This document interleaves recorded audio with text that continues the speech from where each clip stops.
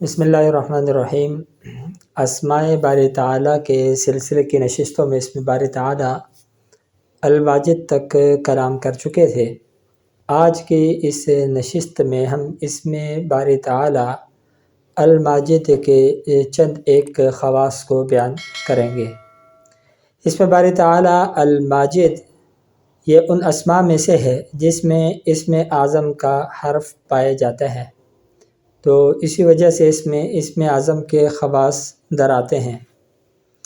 اور اس کے علاوہ جو شخص اسم باری تعالیٰ الماجد کو بکثرت ورد کرتا ہے، اللہ رب العالمین اس کو مخلوقات کی نظر میں صاحب قدر و منزلت بنا دیتے ہیں، اور جو شخص اس اسم کا ورد کرتے ہوئے اپنے دشمن کا سامنا کرے تو اللہ رب العالمین اس اسم کی برکت سے اس کے دشمنوں پر اسے فتح یاب بھی فرمائیں گے، اور اس کی ہیبت اور اس کا خوف اس کے دشمن کے دل پہ مسلط کر دیا جائے گا۔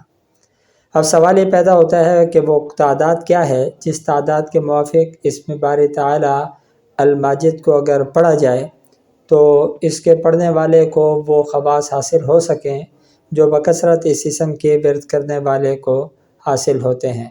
تو وہ تعداد محض 192 ہے۔